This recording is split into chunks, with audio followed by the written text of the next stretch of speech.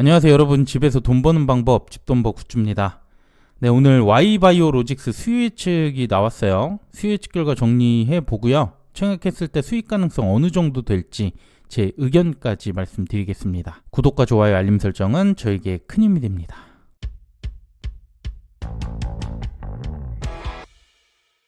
사주차 일정을 보면 오늘 A텀, NH 스펙 이렇게 청약을 시작했고, 여기가 끝나면 바로 또 3개가 있어요. Y바이오는 스펙주 2곳과 청약이 겹쳐서 증거금은 분산될 수밖에 없습니다. 그리고 환불은 다음 주 화요일 28일 주말 껴서 4일 소요됩니다. 공모 내용도 간단히 볼게요. Y바이오로직스는 항체 신약을 개발하는 플랫폼을 갖고 있는 업체입니다.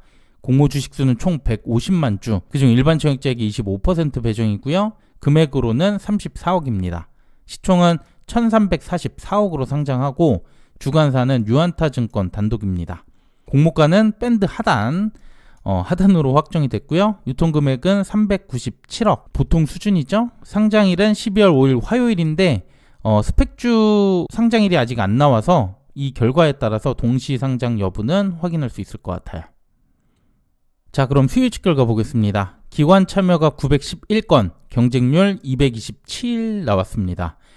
참여수나 경쟁률 모두 평균보다 낮은 결과인데요. 가격 신청을 보면 하단이 56%로 가장 많고 하단 미만도 26%나 됩니다.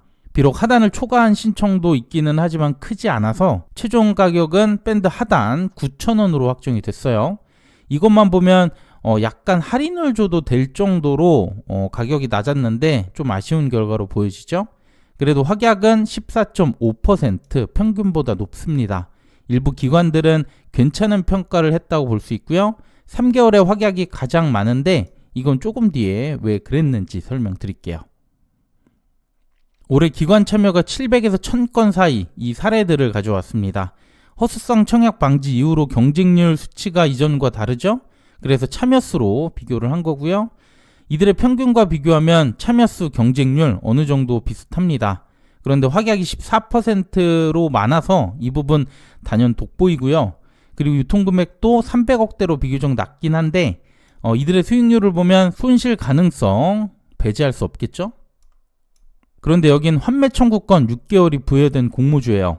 상장 후 6개월 내에 공모가의 90% 환불이 되기 때문에 아까 Y바이오의 확약이 3개월이 많았던 이유 바로 이거죠.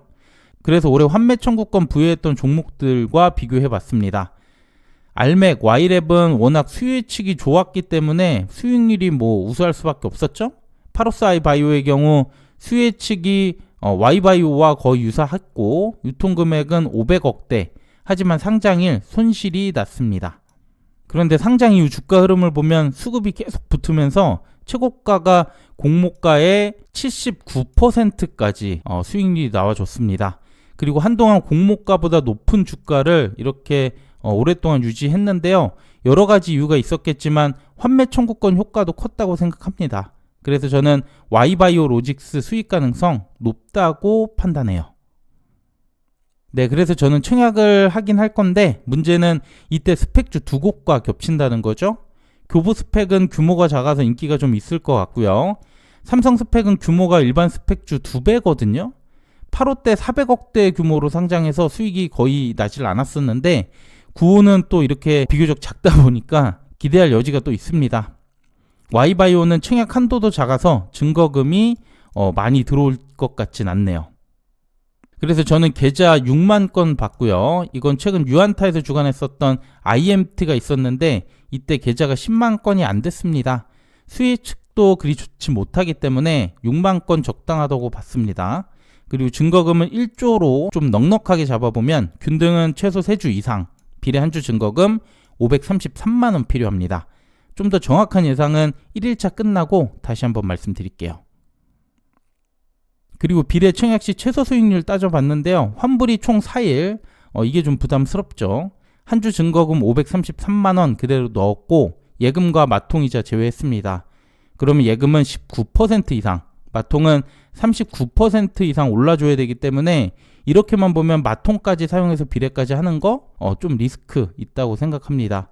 그래서 균등만 하거나 비례까지 하더라도 예금으로만 하는 걸 추천드릴게요. 네, 마지막 청약 한도 보겠습니다. 유안타 증권이고요. 최소 청약수 10주, 증거금 45,000원 필요합니다. 일반 등급 최고 청약 한도는 9,000주, 4,050만원, 한도가 작아요. 그리고 유안타는 수수료가 비싸요. 3,000원. 3,000원까지 고려하셔서 청약 여부 결정할 필요가 있겠네요. 네, 오늘 내용은 여기까지입니다. 수요 예측이 좀 애매해서 이건 잘 결정할 필요가 있어 보이는데, 제가 청약한다고 말씀드렸다고 무조건 하시기보단 오늘 내용 다시 한번 고민해 주시고요. 1일차 청약 결과도 꼭 참고하시길 바랍니다. 네, 저는 오늘 1일차 공모주들 또 바로 정리해서 다시 인사드릴 거고요. 구독과 좋아요, 알림 설정 부탁드립니다. 감사합니다.